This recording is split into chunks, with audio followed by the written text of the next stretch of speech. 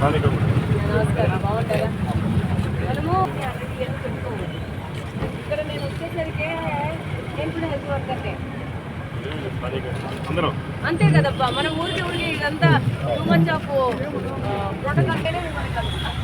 పని చేస్తా ఉన్నప్పుడు వచ్చి జాయిన్ అవుతాం.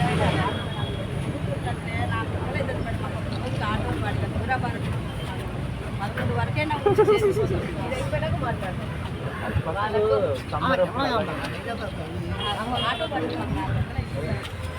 అందరికీ నమస్కారం.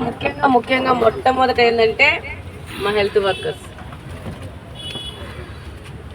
నాకు అత్యంత ఇంపార్టెంట్ ఏంటంటే కడప కాన్స్టిట్యున్సీలో the top priority going to be మీరే.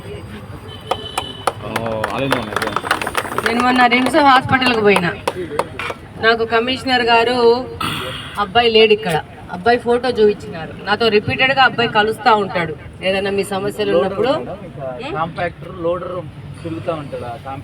అబ్బాయి నాతో రిపీటెడ్గా కలుస్తూ ఉంటే అబ్బాయి మొహం నాకు పేరు గుర్తులేదు. అబ్బాయికి ఇక్కడ చేయి కోసుకొని ఉంది. నేను చాలా మందితో మాట్లాడాను. ఇది చాలా అన్యాయము. హెల్త్ వర్కర్స్ యొక్క ఆరోగ్యం అనేది చాలా important. We need to give first preference to మొట్టమొదటి స్థానము కడపలో పనిచేస్తే హెల్త్ వర్కర్స్కి ఇవాళ ముఖ్యమైన ఫస్ట్ ప్లేస్ అని చెప్పేసేసి నేను ఎంతమందితో మాట్లాడానో ఆ ఇష్యూ అయినాక. అలా మనము హాస్పిటల్ బయోమెడికల్ వేస్ట్ అనేది మనకు ప్రాపర్ టీం లేకపోతే మనం ఎత్తకూడదు. హూవర్ మనమే వాళ్ళ మీద కంప్లైంట్ రైజ్ చేద్దాం. ఇది ఎవరో ఒక్కరి కోసము వాళ్ళని ఇబ్బంది పెడితే అయితే కుదరదు. నేనైతే క్లియర్ ఆ విషయం. ఈ విషయం నేను చాలా మందితో మాట్లాడానమ్మా.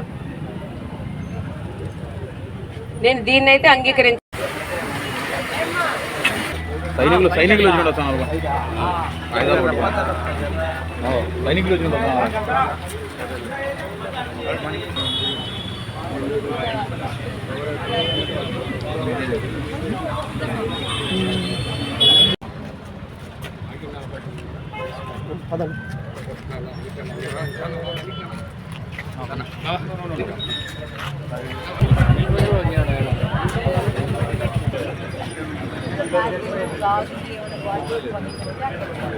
సపరేట్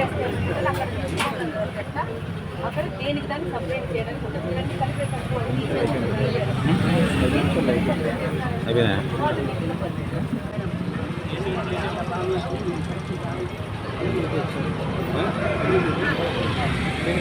మీరు కొంచెం వచ్చారు.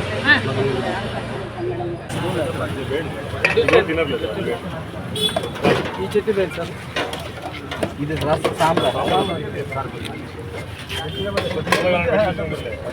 100 రోజులు 100 మంది శానిటేషన్ వర్కర్స్తో హెల్త్ వర్కర్స్తో మన కడప స్వచ్ఛ కడప ప్రోగ్రామ్ని మనము కడప నియోజకవర్గంలో మన ఒక పర్సనల్ ప్రోగ్రామ్గా తీసుకొని మనం ముందుకు వెళ్తాం.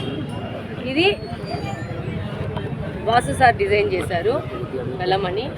దీంట్లో కార్పొరేషన్ సిబ్బంది, హెల్త్ వర్కర్సు, సచివాలయ సిబ్బంది, దాంతోపాటు అత్యంత విలువైన మా వాళ్ళు, మా కార్యకర్తలు ఎప్పుడు కడప చరిత్రలో లేదు.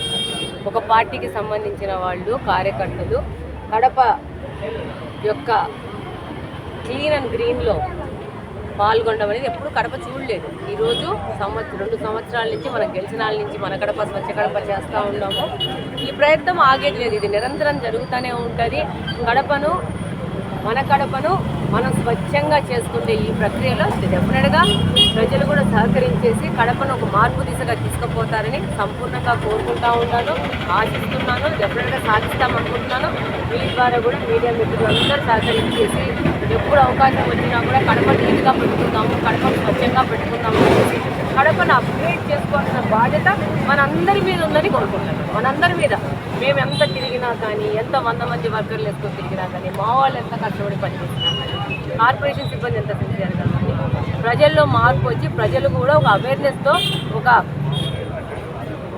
వాళ్ళ యొక్క ఆలోచనలో మార్పు వచ్చి మనం ఇక్కడ చెత్త వేయకూడదు, ఒక సోషల్ బిహేవియర్ అనేది మారాలా, కాలువలలో కవర్లు వేయకూడదు, బాటిల్స్ వేయకూడదు. ఎక్కడ చూసినా కూడా ఇప్పుడు గంట నుంచి తిరుగుతున్నాం.